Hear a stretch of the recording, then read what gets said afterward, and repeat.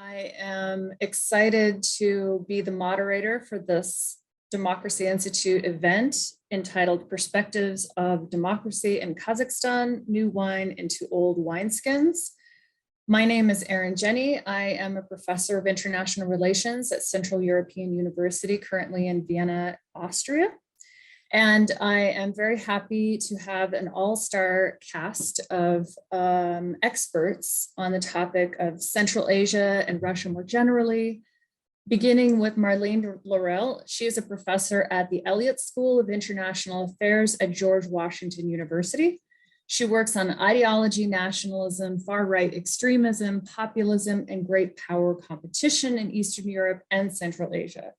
She's published in leading IR and nationalism journals and has put out multiple monographs on the topic of Russian nationalism with Cornell University Press and with Emmy Sharp, Rowan and Littlefield, and Bloomsbury. We are also very happy to welcome Timur Umarov, who is a fellow at the Carnegie Moscow Center, where he specializes on China and Central Asia.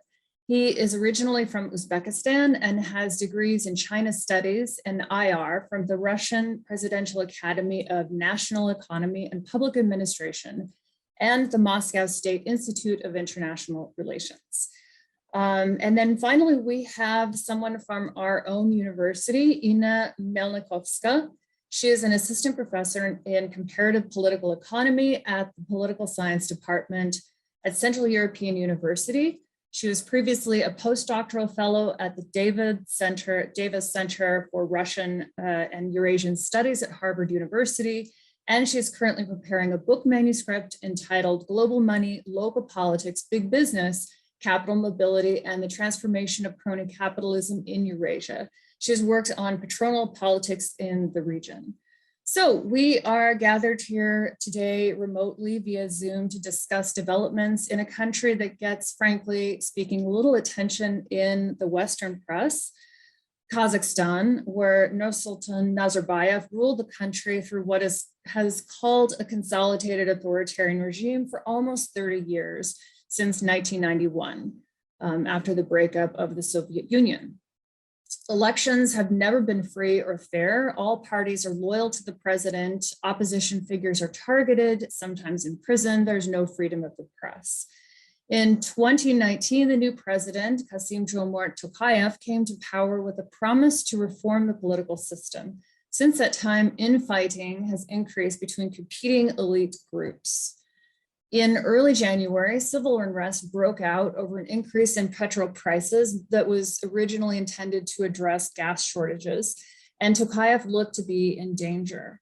He gave orders to shoot to kill the protesters and invited the CSTO to help. In response, the Russian-led Collective Security Treaty Organization intervened in a rapid military action with 3,000 Russian paratroopers and a show of force to tamp down the protests so as to prop up the Tokayev government. It would appear to have worked to stabilize the regime, although there are reports from Human Rights Watch that thousands of people had been detained, many tortured after arrest, including electric shocks and beating with batons. 227 people were killed in the riots, and opposition leader Asad Abachev was held for a week and tortured, according to his own testimony. So Timur Umarov has written for the center that the Kremlin will expect Tokayev to, quote, pay him back, either by recognizing Russian annexation of Crimea, abandoning plans to swap out Cyrillic for Latin alphabet, or shutting down anti-Russian NGOs. However, he also argues that Russia doesn't have much to gain from this maneuver. Marlene has argued elsewhere that Russia is not interested in intervening on behalf of the large Russian minority in the north, potentially unlike the situation in Ukraine, not to put words in anyone's mouth. So I thought what I would do, first of all, is just open up the floor and just have each of you give some sort of insights based on your extensive knowledge in the region about how to understand this thing, how to understand what exactly is happening on the domestic level, the timing of it, and then we can later talk about how how it fits into the larger regional politics. So I thought maybe I would give the floor first to Timur. Thank you very much, and thank you very much for having me. That's a really honor to be here with the great colleagues. There actually has been so many talks about what happened in Kazakhstan, and for now, I think many of us already agree that, of course, it was in the very beginning a massive protest, but it escalated very quickly because of the intra-elite conflict that right now I think there is a consensus among expert community that this really took place in Kazakhstan. And that is why the events in Kazakhstan are more complicated than they seem sometimes. And it's really important to divide what was happening in the very beginning of 2022 and what we see right now. Because what we see right now is really, a real transition of power happening, and the consequence of the events of the early January will be much more to who will be the most important and most powerful player in Kazakhstan. And yeah, I think this is one of the most important outcomes of the events. Another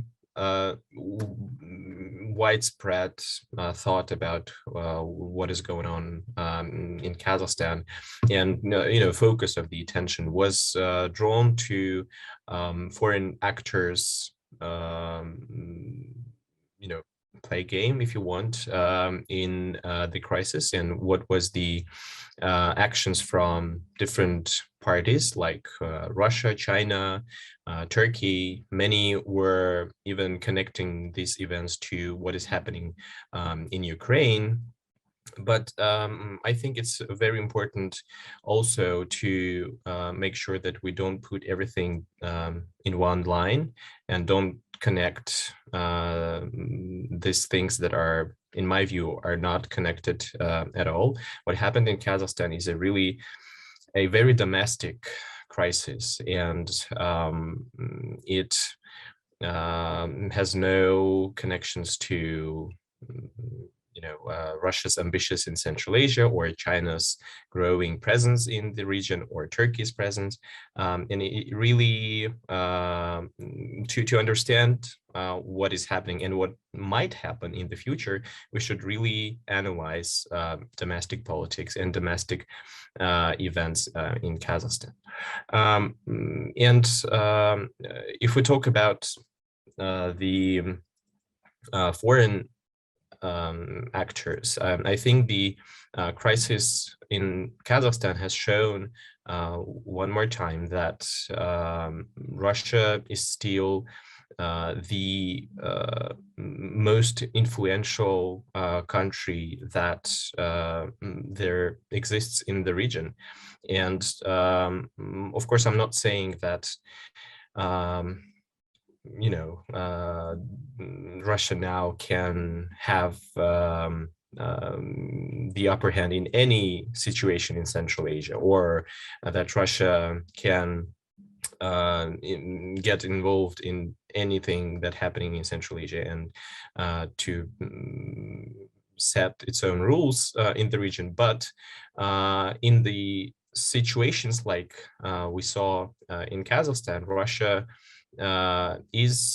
happens to be the only country that has, first of all, legal tools to influence the situation, and real understanding of what is going on in the region.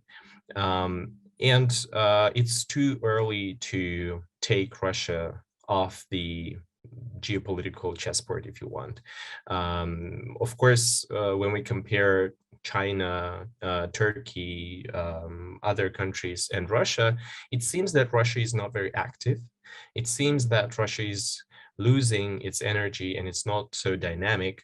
But I think the unique feature of Russian foreign policy in the region is that Russia acts in the moments of crisis and does not really visible in the times when there is opportunities. Russia has, I mean, if Russian foreign policy would put opportunities first, we would see much more attention drawn to Central Asia than we used to see. And there is a huge actually potential of Russia's, growing its might in Central Asia. But because of this feature of Russia's foreign policy, we don't see it that way. But at the same time, right now, many people say that after this crisis, Tokayev and the new Kazakhstan owes its position to Moscow and it will have to pay back. But I think this is a little bit overestimated. Because from getting involved into crisis in Kazakhstan, Russia didn't created any new tools to make Kazakhstan do what Moscow wants.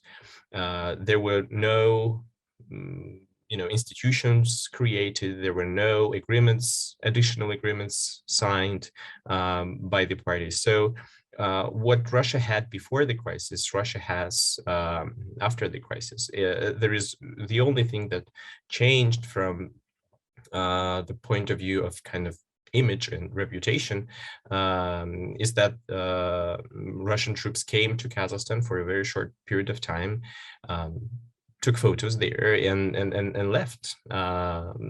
So it's only our some kind of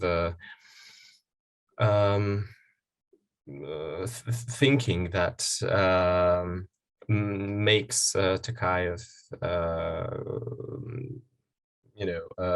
puts Tokayev in a position that he owes Russia his position. But in reality, it's not the case.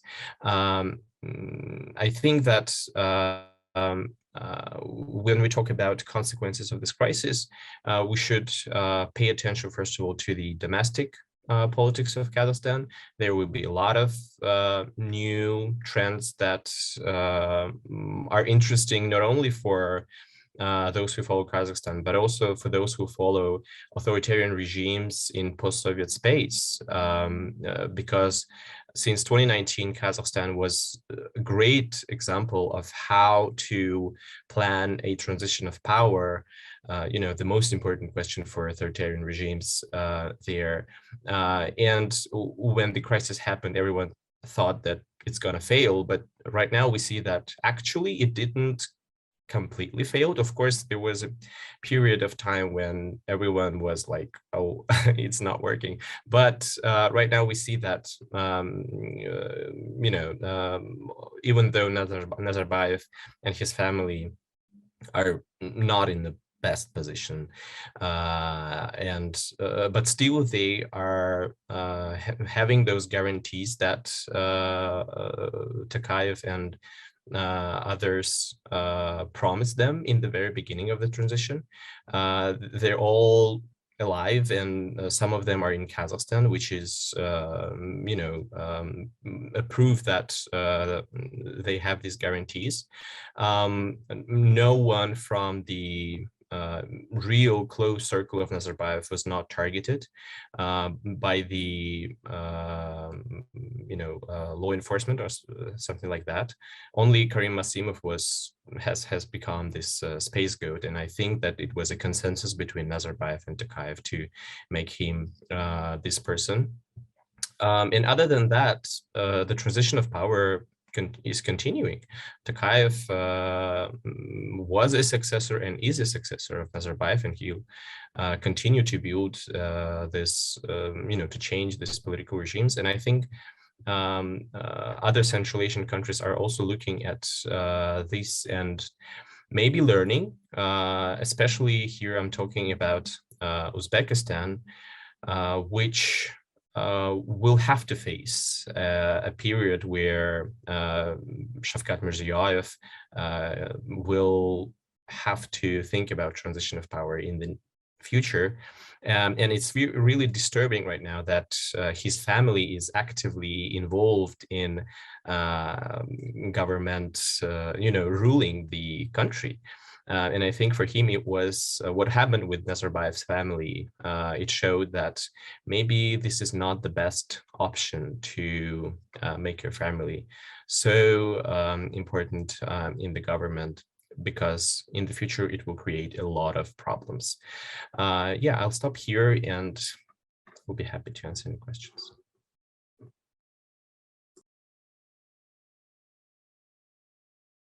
Sorry about that. I got so caught up in what you were saying. So from what I'm gathering, you in some way look at this, or you think other Central Asian leaders would look at what's happened in Kazakhstan as a positive example of regime transition from one authoritarian leader to another. It was everyone was actually a little bit skeptical of the way transition happened in Kazakhstan, because every single political regime is unique and has its own obstacle and features. But overall, it was a good example of how it worked and how you can do it without giving the power to your son or daughter.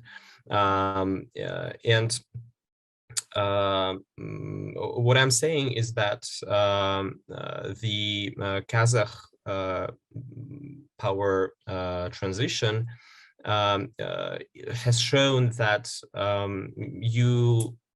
if you have a country like Uzbekistan and the political elites consist not only from your relatives but also from other, call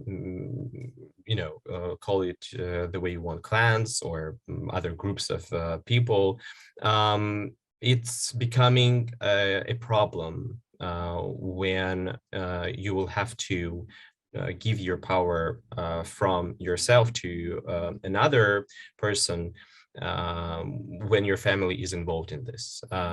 If we talk about other Central Asian countries like Tajikistan and Turkmenistan, it's not a problem for them because everything the majority of the power belongs to one family, and the only problem during the transition can happen if there will be a fight inside the family. But if we talk about other countries like Uzbekistan, I think Kazakh example has shown that there should be something done with that. Thank you. Marlene, I know we've covered a lot of territory already with Timur's response. So maybe just fill in what you think, is missing so far, or, we can also entertain other points of view as well. All up to you. Thank you. Thank you so much for the invitation. And Timur did a great kind of a summary of the main trend. I would like to second him immediately in the fact that I don't think there is any relation between what's happening in Kazakhstan and what is happening now in Ukraine. That is two unrelated events happening just at the same time. If there is a parallel to do between Kazakhstan and another country, a parallel, not a connection, it's with Belarus and with the protests we have in Belarus. And here I think the parallel is that countries in the region that had long-term authoritarian regime are kind of getting at the end of what the population is used to accept. And we see a kind of growing popular resentment and ability to go in the street and to protest, much larger in Belarus than in Kazakhstan. But I think both for Lukashenko and Nazarbayev, it's also a kind of symbolic moment that, okay, it's getting to an end and the population is kind of ready to take risk and move to something else. That's the only parallel I see. I don't think there is any other connection with Ukraine. To continue on what Timo said about Russia's role in the region, here too I agree. I think it was a pretty successful operation for the CSTO. Russia was able to show that the CSTO is working, is able to intervene over a few hours, is able to do the job very well, very properly. The Russian troops secured official building. They were not in the street beating Kazakh citizens, so we don't have image of Russian soldier arresting Kazakh citizen. That was led to the Kazakh forces. And then they left after a few days, probably as it was agreed. So showing that contrary to what he said, the CSTO troop can intervene and then leave. So I think it was a really well mastered operation for Russia. And it will globally reinforce the image of the CSTO as being an organization you can trust as an authoritarian leader when you need some help. I think Russia was also able to intervene in Kazakhstan while it didn't intervene in Kyrgyzstan or in Armenia, because there was no risk involved, right? It was not an inter-ethnic conflict. There was no risk of having Russian soldiers having to kill or being killed between two different groups fighting for each other. So it was really the perfect showcase. It has impacted Kazakhstan kind of international image and sovereignty. But as Timo was saying, I'm not sure it's very visible on the long run. It was a shock or a surprise maybe at the beginning, but it seems now that the population it's kind of still considering Tokayev as the legitimate leader and not only the leader that was able to maintain himself because the Russian troops were there. And as Timo was saying, it's still unclear what will be the price for Kazakhstan to pay. And it can be a purely symbolic reinforcement of the links, but the links are already so strong between the two countries. And I think it's really sending indeed the signal that Russia is the only country able to intervene, the only one you can trust. It will not be, of course, the West. It will not be China neither. And so it's still the one that is able to manage crisis situation, as Timo was saying. And I think Russia is globally showing its capacity to be a very active actor in terms of crisis. They manage their kind of crisis people. They know how to manage crisis. We see that now with Ukraine. If we go back more to the domestic aspect here, as Timo was saying, I think it's very complicated to decipher because we have several simultaneous events all related to each other, but it's still sometimes unclear the chronology of event and which one triggered the other. And it's probably unknown for actors themselves exactly how they were part of something bigger, and if they were instrumentalized, if they were having their own agency. So we had the social economic protest in Western Kazakhstan, something which is really not new, that has been going on over more than a decade. Now it's a region that is always facing social economic protests because that's where the social economic inequality are the highest. And so the population is quite unhappy and able to express it. Then we have the political protests that were against people unhappy with corruption, with the power of the Nazarbayev family, with the cult of personality around Nazarbayev.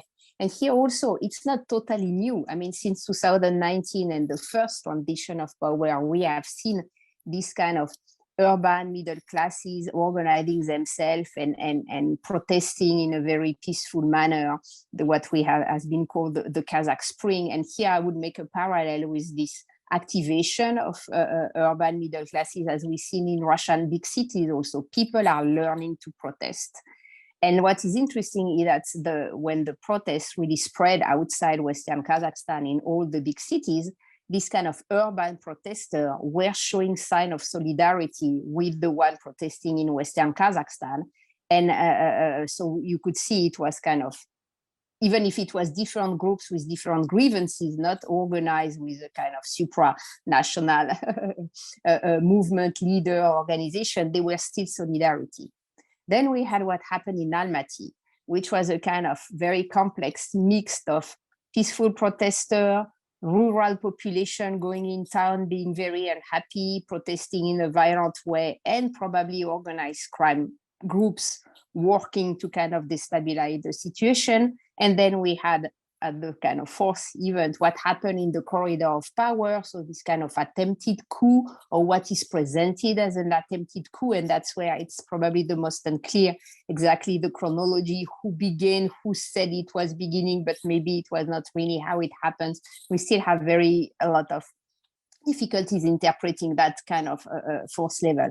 For me, what is interesting at the level of the protest is to see this kind of double legacy of first the Janauzen protest of 2011 in the Western Kazakhstan, and the legacy of the 2019 Kazakh Spring protest kind of were able to merge. And so we see now that there will be a tradition of protest in Kazakhstan, and I don't think that will stop. So I think now the Tokayev government will have to rule Kazakhstan knowing that protests can happen. And that will be part now of the political picture of the country, the same way it has become the political picture of what is happening in Russia. And that, I think, is a big change compared to what it was before. Inside the elites level, I think it's much more complex, as I was saying, but here also I agree with Timur. I think they have been, so there was conflict inside the team, and Tokayev was always part of Nazarbayev's team, right? So the conflict is not only between teams, it was inside the part of the team who should be leaving the power and the part of the team taking over the power in this kind of step-by-step transition that seems to have kind of missed some steps over a few days. What I think is also important is to realize that the Kazakh state, as all these regimes in the authoritarian Eurasian context, they are done of several states inside the state. The security services are a state inside the state. The corporate world with the family, the Nazarbayev family member, is a state inside the state. And so you can see that in this state inside the states, you have different loyalty. You don't have loyalty to the legal power of Tokayev. You may have family legal loyalty, you may have business loyalty, and that's where something happened. That's where part of the security services didn't show loyalty to Tokayev and left, apparently, Almaty. That's where the figure of the Nazarbayev family maybe tried to kind of react to what they saw as Tokayev taking more power. It's still unclear how it works. But I agree with Timur that, in fact, the team is still working because none of the family members got arrested. All the official narrative about it was foreign actors intervening with Islamists, all that is also avoiding naming the Nazarbayev family member as responsible, except Massimov, who is indeed the one taking the blame on him, also because he's not part of the family, because he's not an ethnic Kazakh, but an ethnic Uyghur. So he's the one who can be kind of sacrificed in the name of the reconciliation of the team. So I think that would be interesting to see now in the future if there will still be how Tokayev will be able to manage indeed the transition to get more power, but also will he be able to do what he promised, that is political transformation and economic transformation, if the Nazarbayev family is still around and not really losing its power. So I think that we can continue discussing that probably during the rest of the discussion. I will just stop here. That's so interesting. You hit so many angles that are fascinating, especially the ways in which this conflict involves not only so many different actors and has so many different dimensions, but it also has regional specifications and conflicts that are attached to a legacy of prior events. So it shows how complicated the Kazakh situation really is. I was just thinking before we move to Ina, since we're talking about the comparison with Belarus, right? The number of people who died in Kazakhstan is much, an order of magnitude or 2 orders of magnitude higher than what happened in Belarus. So I hope that we don't lose sight of this, what's happening with democratic liberties, individual freedoms, because this is, we are, having a Democracy Institute event. So there should be some sort of connection, I would think. Maybe we can cycle back to that, but because it just seems like all of what we're talking about is stable transition from one leader to another, and whether that person whether Tokayev can get a proper coalition in place to, nail down or consolidate his regime. Maybe I should turn the time over to Inna, because she's worked on patronal politics, and she has a political economist perspective, and then we can cycle back and sort of hit the things. Okay. Thank you for the invitation to this panel, Erin, and for very interesting questions and the lines of discussions that we have now on the table. I actually think that we are largely in agreement here, what was happening there. So I just wanted to take up your reference to democracy and democratization, Erin, and say that, of course, in the West, when we see a sort of mass protest in illiberal, authoritarian context, the first ideas that, the first associations that came to our mind in the West is, this is a sort of democratization happening there. So people are protesting eventually also for their political rights and liberties. And after that, we are usually disappointed, yes, because there is no democratization and there is no democracy as a result in the aftermath of those protests. So that's why I would indeed support previous speakers in their suggestions to look at these protests through the lens of patronal politics. So the concept that was actually proposed by Marlene's colleague from George Washington University, Henry Hale. It explains very well what we see in Kazakhstan, and also whether we should expect any signs of democratization there. So what we had in Kazakhstan could be better described as a system of highly hierarchical patronal politics, with Nazarbayev at the top, where Nazarbayev decided who gets what in the network of formal political and informal familiar networks where rewards and punishments were exchanged. So since 3 years, we had at the top 2 men. So there was a sort of tandem arrangement with Nazarbayev accompanied with Tokayev. So the sense of this arrangement was to make this one-man system of patronal politics persistent, survive at the front of the aging Nazarbayev. But what we also learned from the recent protests and developments in Kazakhstan, that this tandem arrangement is not very sustainable. It's unstable. So this is probably also the lessons that other rulers in the neighboring Central Asian countries or post-Soviet area in more general terms learned about. Before we had the example of such tandem in Russia for a short period of time between Putin and Medvedev.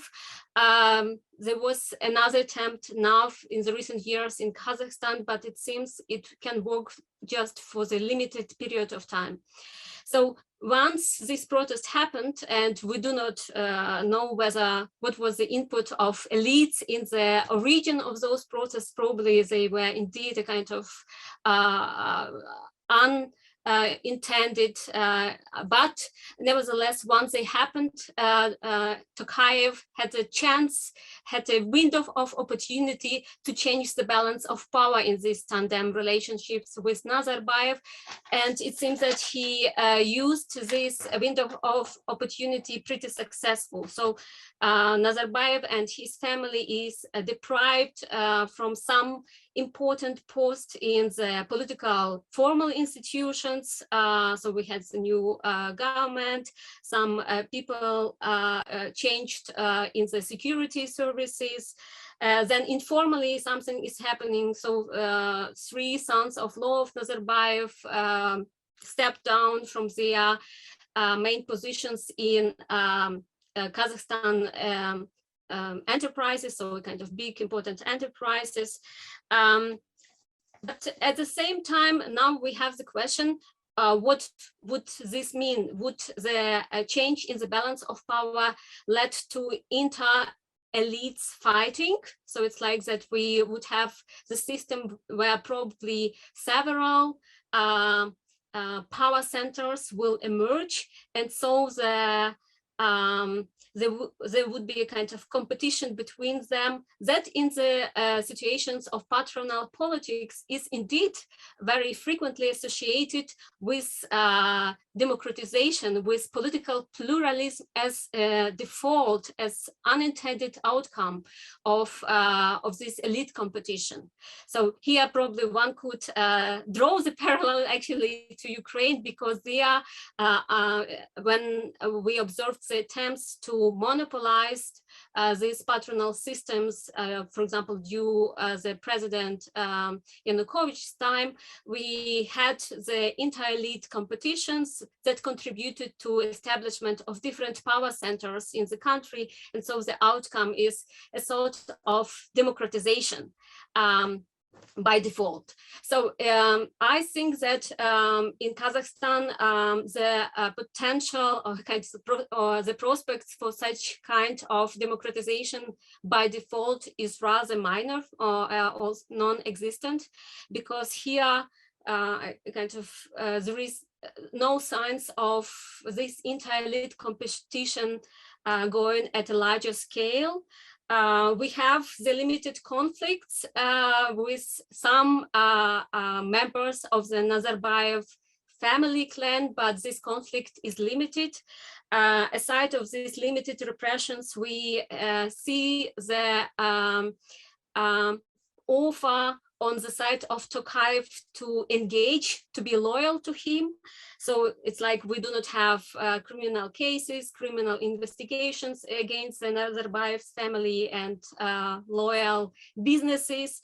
And we have also a kind of sign of Tokayev's moving and suggesting to engage with him in his kind of network of patronal politics. There is an idea that there would be a special fund created, and businesses that, or kind of rich people that became wealthy throughout the last 30 years could contribute to the welfare of the country. And so they would get a kind of freedom to keep their accumulated wealth without being prosecuted after they do it, after they decide to cooperate, to be loyal to a new incumbent. And we still have a kind of securities for a close Nazarbayev family that their wealth is still immune, it will be untouched. So there is no real potential there in the country that any parts of elite would make a voice, would protest, and this inter-elites competition will happen. Rather, it's again the one man patronal system, but now with a new man on the top. And the question is probably, so what would be the deeds of this new man at the top, whether his system and in which way will be different from those one built by Nazarbayev. At this moment, it's hard to predict what will happening, but probably one of the important points that was not mentioned is about legitimacy that the new regime would need to build up. Yes, so it's like the protests were inspired by the socioeconomic drop, so that was not only associated with that rise in the fuel prices, but it's rather a longer trend over the years in Kazakhstan, where we see that the country economy experienced economic decay. So that has results for well-being of each household, of each family in Kazakhstan. And so I think that Tokayev now would need to pay more attention to this performance-based legitimacy. And we talked a lot about how this new situation can benefit or probably to a certain extent be a negative for external players. I would argue that actually this new situation brought many lessons also to European Union. So we forgot to mention European Union in our panel until now, but it seems to me that there are some new ideas that European Union can get out of this situation. And first of all, I think the protests and how they happened provides the signal to the European Union that its approach to Central Asia that was focused in particular on the promotion of civil society needs to be changed and needs to be adapted to what we have as a civil society in Kazakhstan. So because until now, EU's approach to promote civil society was very much inspired by these liberal ideas. And probably these need to be changed, and one needs to support local organizations, new forms of civil society, sometimes with this religious coloring.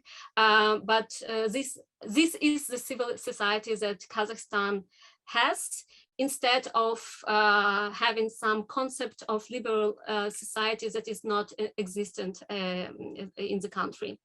The other thing is that probably a sort of alarm that EU fails to speak with one voice in this conflict. And so it was not very present, but even where we have some references in EU policies, these were not coherent. So we have Hungarian government that from early stage in this protest decided to declare its support to the incumbent, to Tokayev.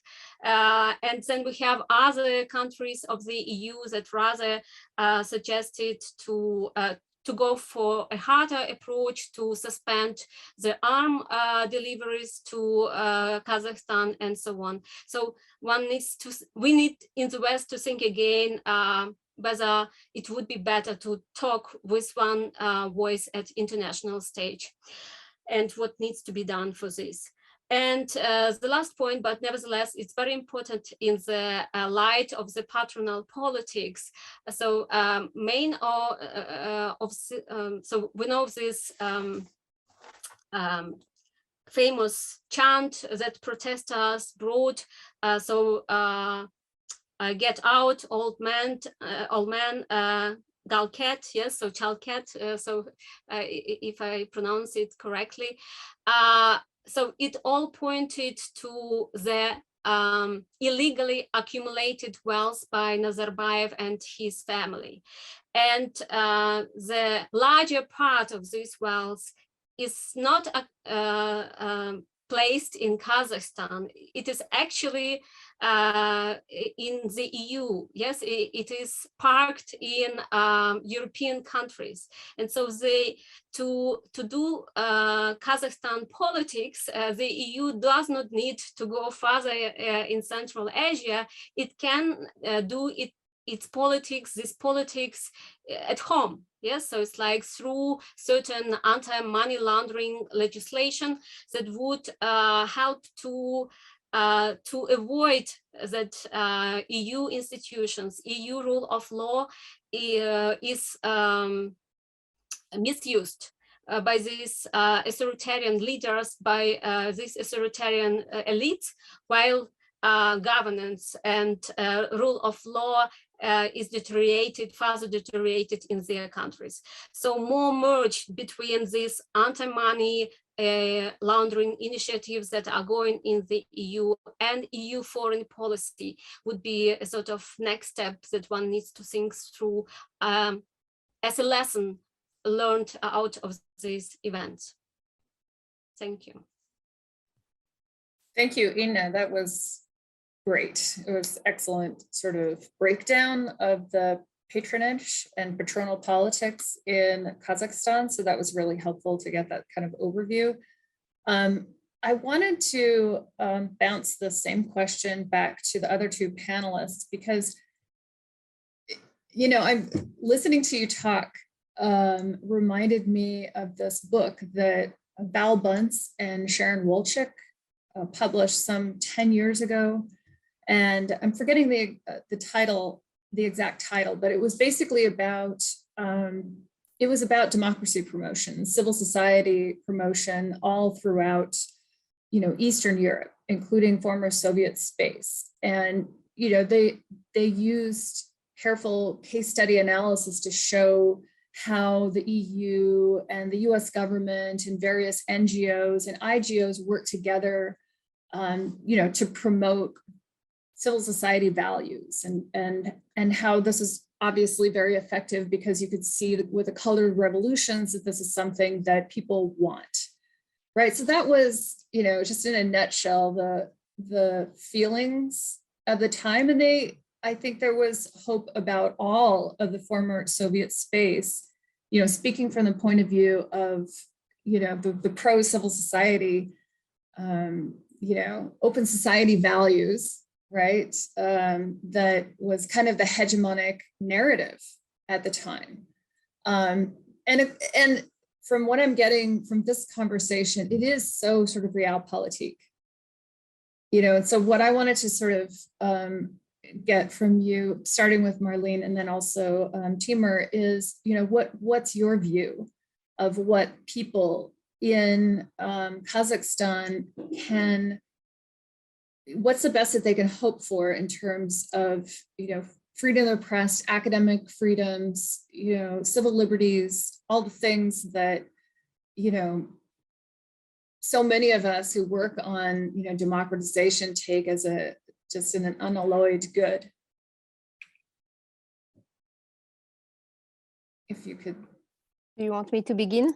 Yeah, I would love to know what you think about that. Yeah, good. Yeah, no, that's of course a key question. And I think on that, Central Asia globally, not only Kazakhstan, but the neighboring countries have a much kind of lower level of expectation in terms of political right than what we were used to see in Central Europe and even in Belarus. And so we have surveys that have been done just before the pandemics, for example, in Belarus and in Kazakhstan. And we can see how in Belarus, the level of political rights related themes are really important for the population. It's not in Kazakhstan. In Kazakhstan, it's really about social economic rights. It's about redistribution. It's about social justice. It's about welfare state. That's really what matters. Political rights are kind of secondary. And I think that's the case for the whole region. So of course, it doesn't mean you don't have that. Of course, the 2019 protests are about like that, but the angle would be more like fighting against corruption and asking the state to redistribute better the money as the way to frame politics, more than a kind of abstract freedom of press, academic freedom that is of interest only for a small group of the population, but globally political right, plurality of opinion, you know, democratic choice during election, that is kind of secondary. The way politics is framed would be corruption and redistribution and social justice. So I think that's something that we need to realize that's the way you need to talk politics in that region if you want people to feel empowered and wanted to change things. The other element I would mention is that liberal values in the Western sense may not work for a large part of the population if by liberalism we mean kind of multicultural open societies giving a lot of rights to individuals. You have waves of conservative values in terms of culture and genders, issues that are going all over the region, and that also need to be taken into consideration even younger generation may have very conservative views of the way they want, family and the nation to be defined. And that is, of course, also impacting the way they interpret what they imagine is a Western liberalism. And it can be related to the influence of Islam. It can also be secular kind of conservatism that is very much sensitive to everything related to gender and family. And on that, there is a mismatch between what we see as the Western liberalism we believe in, that is both political and cultural, and what people want in the region that can be some form of political liberalism, but not necessarily this cultural liberalism. And I will stop here and Okay. let Timur and Ina continue. Great. And same question to Timur, but I wanted to also add a couple questions that we got from the audience in the meantime. And you can just respond to whatever you feel you want to, and we can just go back to the other two panelists. So the first question from the audience is, how would you assess the likelihood of a parliamentary reform in Kazakhstan? Specifically, several sub-questions clarify how likely are the new Majlis elections to take place in the late 2022, early 2023. Do you think more competitive political parties are likely to appear throughout 2022? Will the Senate also become directly electable? And if the parliamentary reforms happen, is Kazakhstan likely to follow the model of Kyrgyzstan in 2005 to 2020? Not a tiny question at all. So yeah, you don't have to hit every single one of those. But I also wanted to read the second question, which is, how influential do you think are or were liberals, Islamists, and anarchists within the movement? What is your opinion on the labor movement in the movement, I guess the broader opposition movement? There's a strong labor movement in 2011, which was cut down. So that's a lot of stuff to hand over to Timur, but I bet you can do it. Thank you very much. I would add a couple of thoughts to the democratization that we were discussing earlier. I totally agree with what Marlene has said and what Ina has pointed out about the minor signs of democratization in Kazakhstan. And Marlene perfectly described what society thinking about it. And I will add also that the political elites in Central Asian countries, and actually in any country, any political elite, want to keep everything as it is. They do not want to change, because the essence of being in the elite is that you are in the best position that exists in the country. So why would you want to change? The only stimul for them to change is, of course, would be what Marlene has said, the feeling in the society that there should be some kind of reforms and liberalization. But if you're stable enough, if you have your siloviki that support you, if the political elites are united and there is no crack inside of this group of people, you can stay. Look at Alexander Lukashenko in Belarus. I mean, in August 2020, we thought that, at least I thought, and I look at it and thought, oh my God, he's gonna fail. The regime is gonna fail soon. But no. He stayed because he had the united political elites, and he had the total control over military, over siloviki, at the end of the day, to keep the power, you just need these two things. Going back to the questions about the parliamentary reforms, during the protest, Kayev mentioned, at least it was in the news, that he mentioned about parliamentary elections. But after everything stabilized, he did not, elaborate on that thought, and official statement was not made. There was only some news that mentioned Tokayev saying about a plan to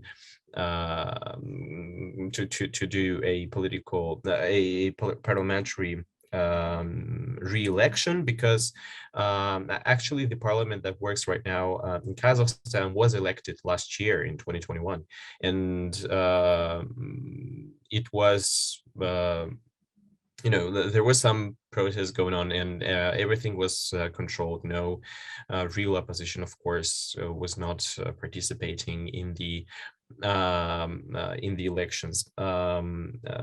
So nothing has changed, and I don't really think that Tokayev will go for re-election anytime soon, because it seems that protests had calmed down, and it's not the best situation for him to start a re-election process, because he cannot, I don't think that Kazakhstan will be able to show any change in the parliament, because if there will be a re-election, for example, tomorrow, there will be those parties, those faces that Kazakhstan people has been, seeing all the time, and it will create even more dissatisfaction among people. So why to do it this soon? Maybe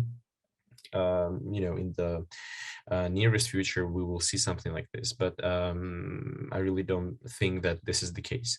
Actually, in his first interview after the political crisis, he mentioned that German's parliamentary system works very good, and Tokayev wants to see something like this happen in Kazakhstan while he is still president. And he also said that he's not going to change the constitution and stay more than he is allowed by the current constitution. So maybe if he will stick to this promise, maybe he's going to do some kind of political reforms. At the end of the day, if he really is gonna change the system, if he really wants to be a person who will start the transformation of the political system in Kazakhstan, I might be naive here, he will have to do it. On the second question about liberals, Islamists, anarchists, I don't feel that I'm, the best person to answer this question. When we talk about, different groups of people with different ideologies in Kazakhstan, if we talk, for example, about like liberals and people who believe in liberal democracy, those people are concentrated in big cities, and mostly this is like in any other country. This is young students, educated, who maybe got educated in other countries. And these people were visible for years in Kazakhstan. I mean, take a look at, for example, Oyan Kazakhstan organization, which is a great political movement that is not a political party because they don't have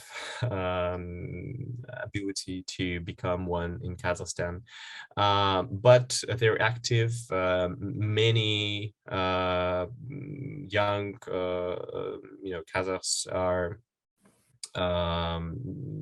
joining this organization, and but at the same time, I would not say that this is a very widespread organization that has thousands of participants. It's a very local thing, even though they try to expand, and but still it's some we're not talking about the countrywide scale here. But about other groups of people with ideologies. I don't really know what to add. Thanks, Timur. I think that you hit a lot of points, especially in the first question. Marlene, maybe you can pick up on this because I think that you offered a lot of detail about what was happening politically on the ground. Yeah, well, I agree with what Timur said. That's whoever we identified as liberal, it's really a minority of urban, middle, educated, young, middle or upper level classes. So it's really a minority. Those that were said to be Islamist in the street of Almaty, that's a very enigmatic definition of who it could be. And what we know is that some people in the Nazarbayev family linked to the security services have been kind of curating kind of Islamist group, depending what you want to define as Islamist, but let's say people who had visibly some kind of Salafi tendency and who have been curating group of people that were defined as Islamists. Here, my reading is that in the context of Kazakhstan, when you have this kind of group that are patronized, that have a patron inside the security services, it's unclear if it's Islamist in a traditional kind of sense, like people who have really strong religious belief that they want an Islamist political system, or if it's kind of organized crime group. And I think the border, the boundaries are kind of very ambiguous. So sometimes saying that there was some Islamists in the street is also a way to say that they were group of organized crime-oriented people that were working under the umbrella of whoever in the higher echelon of the power to organize disruption. And so for me, Islamism means also organized crime very often in this kind of context. So I wouldn't believe the official narrative about Islamists in a very kind of, it was not people who are ready to go fighting for Syria and who suddenly were in the street of Almaty. So that would be my reading, but we have very few information on that. The other group, I didn't hear anything about anarchists. I don't know. The other group I would mention that happened, that was identified in Almaty, was all these rural young people coming from the rural region around Almaty, which is relatively a poor region, which means that there is a heavy contrast between Almaty, the former capital, urban, culturally developed, rich, Russian-speaking, and this kind of rural provinces around. And here, I think it's something we know so well for Kyrgyzstan, of kind of unhappy young rural men going to town and wanted to express resentment and to destroy and to express that they feel they are the loser of the changes compared to this kind of wealthy urban life. And these groups were clearly identifiable, and they show that you have this very strong rural-urban tension in Kazakhstan. And one of the big issues for the Tokayev government will be to be able to speak to rural Kazakh-speaking young population. These are the ones who need the most help, the most both material and symbolic kind of recognition. They need jobs, they need opportunity, and otherwise the tension will be growing. And I think that's one of the things we saw in Almaty. Maybe they were instrumentalized, whatever, but they were still there to express something of unhappiness, as we have seen in Kyrgyzstan, is more or less the same kind of context of rural against urban culture. You hit so many very interesting points there. It seems like it's still a sort of open question, the extent to which this was genuinely a grassroots movement, or some sort of astroturfed kind of elite manipulation game between these rival elite groups within the regime, who are basically taking advantage of this trigger. And you can imagine a lot of other triggers happening like that. So yeah, that's what I'm a little bit still kind of stuck with is, how do you think about the role of elites in this? Is this just something we're gonna kind of walk around, and isn't it interesting and important that it happened when it did? Maybe this is just a function of just regime transition. There's a an open political opportunity structure. And so, you know, different groups might take advantage of an apparent kind of vacuum. I don't know if you want to hit any of these things, Ina, or go back to the audience question. Okay, I think it's difficult to it's complex events that we observed there, and it's difficult to differentiate between those ones that happened in parallel. Some of them were connected, some other not. So I think it was both. To a certain extent, it was a sort of grassroots movement, but it was not led by organized civil society. So we had there no kind of organization or the merge of different civil society or political organizations that would voice political demands and speak with one voice and have a sort of political aspirations. Rather, this was first of all socioeconomic demands of justice. Yes, so and then on the other side, these inter-elite competitions, rivalries, and using the windows of opportunity to balance the powers within this patronal system. So I mean, this was both, and to a certain extent, elites exploited what was happening on the streets and tried to shape and manipulate it, of course. So, but nevertheless, probably we have something that left as a lesson for society, because they had now the experiences of organizing protests, and eventually, if they would be unsatisfied with the reform pathway of Tokayev's government, the new wave of protest might re-emerge. Yes, so learning at the society level is happening as well. So that's why when we talk about democracy promotion from outside, we probably need to keep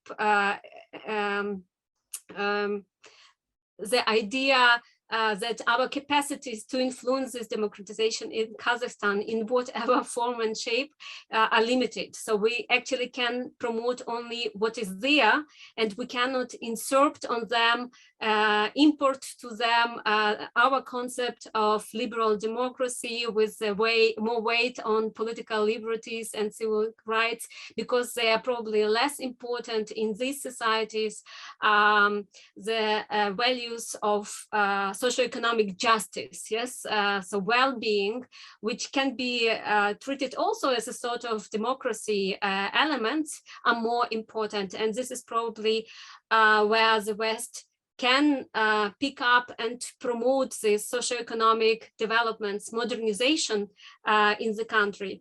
And why I think this socioeconomic and modernization promoting approach can also work, because we have limited access to the country. So it's like it's not possible to promote whatever whomever you want. So it's like we know it from Russian case that if you promote promotes one organization as memorial or whatever too much, then the wave of repressions can follow, and so sometimes it is counterproductive to put democracy promotion efforts on, say, on just one segment of civil society, of liberal NGOs, because they will become to be the target for state repression machine. So probably this would mean that a kind of more broad approach of socioeconomic cooperation between the West and Kazakhstan can bring more sustainable results. It would also go in line with what actually Tokayev's regime needs and is expected to go for. Because, as next step, I rather expect a sort of socioeconomic reforms and not political reforms. Tokayev also announced the list of the reforms that he has to approach in the following years, and they are mainly of socioeconomic nature. So what probably is to expect is a sort of revival of modernization that eventually can go beyond the narrow technical modernization and have some elements of democratization. And if we go back to elites, this modernization has also the potential to create new groups of elites that were probably not immediately incorporated or born out of this patronal system. I think about a kind of high-tech IT industry. From Belarus, we know that these business groups can become drivers, promoters of democratization movements in this illiberal context. And so probably through this modernization in the following years in Kazakhstan, we will also have a new segment of business elites that would not be so much dependent to the incumbent, incumbent and the top of this patronal politics, and have a potential for democratization from within, yes, and not from outside. Thank you, Ina. I like that you have a very clear point of view and coherent argument, which makes a lot of sense. For sure, the democracy promotion folks might have gotten maybe a little too over exuberant, in previous years.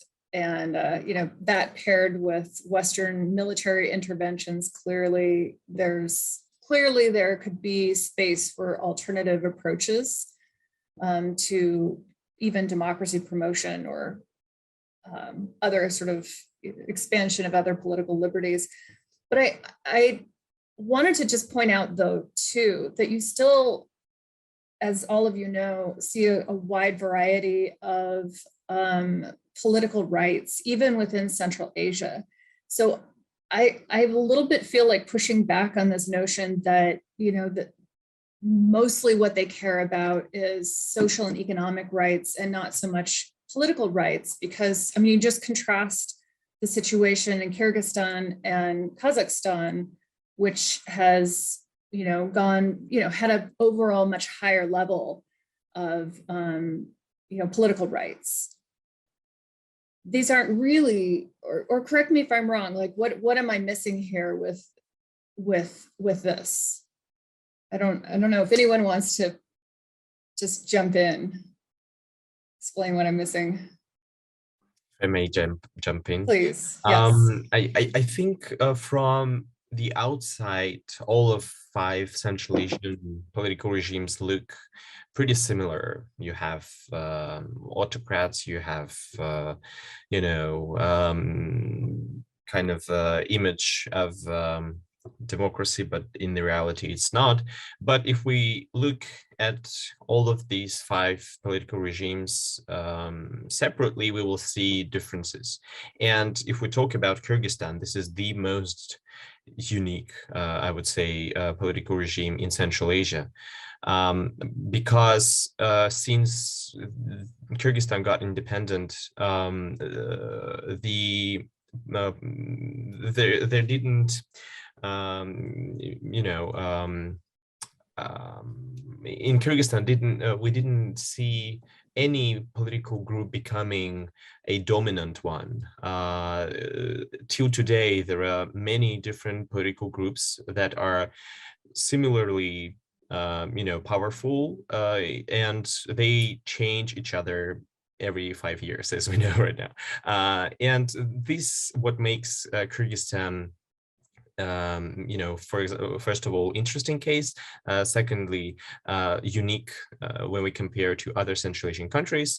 And third, it leads to natural kind of more freedom in Kyrgyzstan, because all of these political groups have their own media that they influence. They have different politicians, they have competition, and it always unexpected and very dynamic politics in Kyrgyzstan. And that is why when we compare Kyrgyzstan to Kazakhstan, it seems that in Kyrgyzstan, that Kyrgyzstan is more kind of democratic country, or that society there has more freedoms, but these happens only because there is a natural kind of competition between politicians. But at the same time, if any person which is not connected to political elites crosses the interest of any influential politician, we will see that he will face tragical consequence. Right now, look at the case of I forgot his name, sorry, but journalist who wrote an investigation about Tashiyev, who is the head of security committee. Yeah, and many other cases is, we can find many other cases in Kyrgyzstan. But in Kazakhstan and other 4 Central Asian countries, there is one group of elite who dominate everybody, who have the most amount of resources, who control almost everything in the country, and that is why there is no even a hint towards competition, and these leads to that they have more control over the society, that they have everything under control, and seems that they are less kind of democracy, but in reality there is no real democracy in any of these 5 countries. Before inviting Marlene and Inna in on this, I wanted to share just a data plot from Varieties of Democracy on countries in the region. Can you all see that? It's weirdly sort of left censored because, and also right censored, but left censored because of, we're starting with 1991 and the whole data set goes all the way back to 1900. But you can just see in here, there's actually a surprising variety and a lot of movement up and down in political openings. You see, especially with Belarus moves, and then Kyrgyzstan shoots up. Right, so yes, you can call all of them authoritarian, and you can also take issue with the way that they have measured. This is just electoral democracy. So we're not even talking about liberal or participatory democracy, but but that's still something I think meaningful. Maybe Marlene, I don't know if you have any thoughts on any of this wide-ranging discussion. Yeah, I think one of the issue we have to, or the element to take into consideration is how regimes are selling themselves to their own population. And the Kazakh regime has been selling itself through prosperity. And that was the key element. And that's something that the population accepted. I mean, we can always discuss they accepted because they had no other kind of alternatives offered. But I think when we look at the surveys, we can see how much the Kazakh population compared to other Central Asian or to other Eurasian really bought the narrative about prosperity. And so what is happening now that prosperity is kind of has slowed down because of economic global stagnation, that helped people identifying the corruption and the role of the Nazarbayev family and the kind of oligarchic regimes as an issue. But I think that's an important element when we want to discuss the issue of political rights, that for Kazakhstan, it really makes sense for people to see it through economic rights. That's the way to frame politics in Kazakhstan, both by the regime and both by the population. It will be about fighting corruption, kind of improving redistribution, welfare state, and so on. While in Kyrgyzstan, because the country hasn't been able to deliver prosperity in any case, whatever the regime, whoever was in power, and because the civil society has been more activated and less repressed in the beginning, you may have claims that are framed in a more kind of classic political way. So for me, just kind of different example, but the Kazakh is really unique on the sense that the population is expressing politics through the hope for prosperity, and therefore it will be a social economic aspect that will be dominating any discussion, and I don't think that will change, right? It will be about redistribution and more kind of a more redistributive economy than politics will kind of take shapes, and that should be our way also of kind of listening to the social claims, the grassroots claims, and looking at how people are framing the narrative. Even the liberals in big cities are also framing things through fighting against corruption and asking for desoligarchization of the economy. That's a key theme. Great. Yeah, it reminds me a bit of Mark Beisinger's book, right? Nationalist Mobilization in Soviet Union, where he basically shows how protests can start over, environmental protection or even food, or as we even see in Arab Spring, but then they can kind of change, right? They can change form. The stakes of the game change, sometimes rapidly. And the other last thing elephant in the room, right, is the resource curse, right? Because if you look at the most repressive regimes in the region, they're basically all resource-rich countries: Uzbekistan, Turkmenistan, Kazakhstan, right? Contrast that with Kyrgyzstan. So, maybe there's not much that can be done. We're at the tail end of our session, but I wanted to give a chance to each of you to just kind of offer some final thoughts, maybe words of hope or words of warning, right? What you think is important for the audience, which I guess is now on Facebook, but will later be on YouTube, can kind of walk away with having learned. Maybe, let's see, starting with Timur. I would say that if we talk about hope, I really do believe that Kazakhstan will continue to be changing and transforming in a way we have been seeing for the last several years. I think if we look at this from the real politics point of view, I think Tokayev just doesn't have any other option. He does not want to be a president like President Lukashenko, who will be only sitting on the power and forcing people to live with it. He wants to be a popular leader, and for that he will have to change Kazakhstan. Of course, we're not talking about changing the essence of the regime. We're not talking about changing the political system, but we're definitely talking about changing how the political regime worked. We're definitely seeing already the Nazarbayevization of the Kazakhstan everything, and I think this is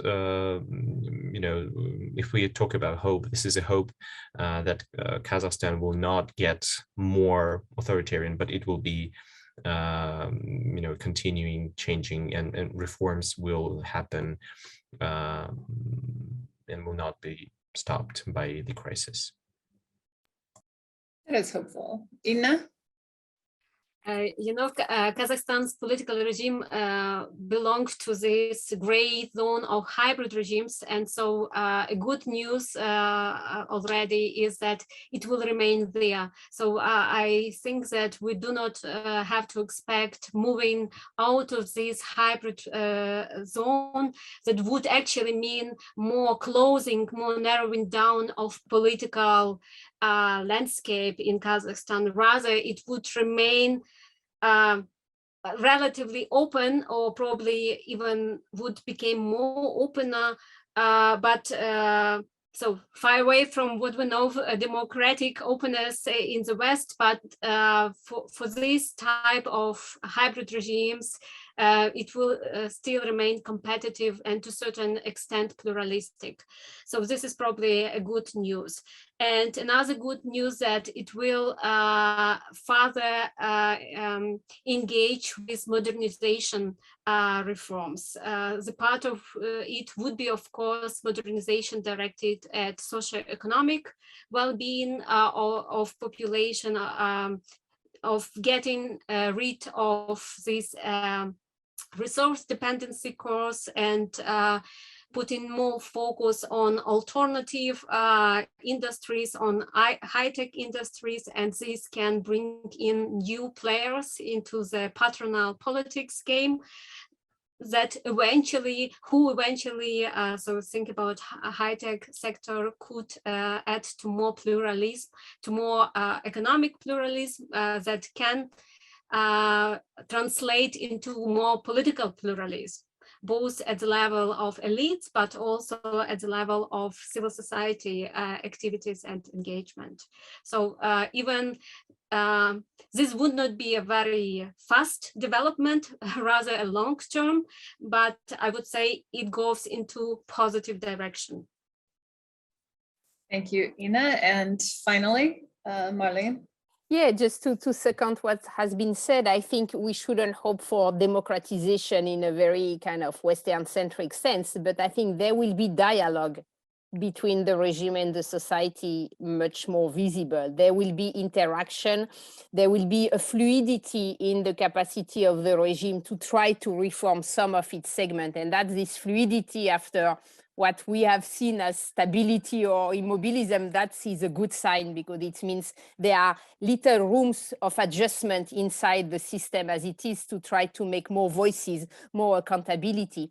I think we should also look at the new generation that are arriving in power at mid-level or a higher level. They have some new figures, people in their early 40s who are there, who will try to maybe hopefully make politics slightly different with other themes, other narratives, other interactions. So all these elements will have to be followed. And in terms of, for me, what will be really key for the regime is to find a way to speak and help this rural Kazakh speaking population. That's where the nerve of the regimes and its kind of long-term stability and symbolic legitimacy is residing, and that they have a lot of work to do. But I think they know. I think we have clear signal that they understood that they need to make changes. So then we have to see the room of maneuver they have, but I think they received the message very well. Thank you all for such a lively and thought-provoking discussion. I learned a lot from it as a person who's not focusing on the region of Central Asia. And that is thanks to our wonderful panelists. So thank you, Tamer, Ina, and Marlene, and to the organizers at Democracy Institute, and have a good day.